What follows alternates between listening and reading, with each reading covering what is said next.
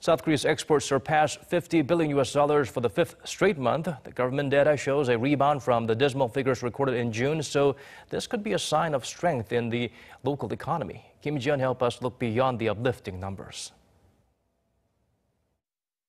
Korea's exports surpassed the $50 billion mark last month, recovering from a dip recorded in June. The Ministry of Trade, Industry and Energy said Wednesday the country's exports recorded nearly $52 billion in July, an increase of more than 6% from the same period last year. This is a big improvement compared to June, when exports dipped by nearly 0.2% on year. 10 of the 13 main export items saw increases, including petroleum and petrochemical goods, steel, semiconductors, machinery, and computers. Semiconductor exports in particular increased for the third consecutive month in July, surpassing $10 billion, the fourth highest monthly record ever. Exports of computers also increased for the 16th straight month in July.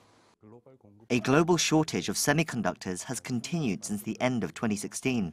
Prospects are good for Korea's semiconductor exports in the latter half of this year as well, with unit prices expected to stay at the current level. Meanwhile, exports in shipbuilding dropped by a staggering 73.4%, followed by home appliances, which dropped by nearly 16% on year last month.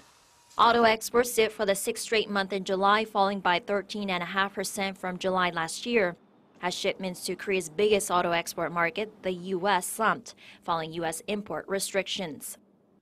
The auto sector is also affected by changes to Korea's labor rules, including shorter working hours.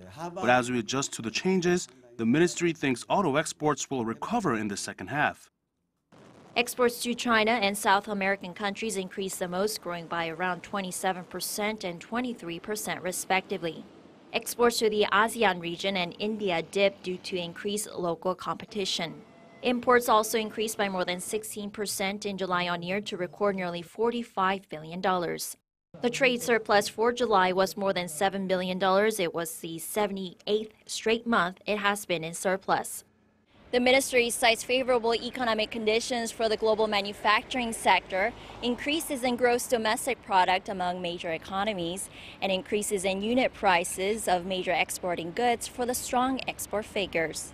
Ji-yeon, Arirang News.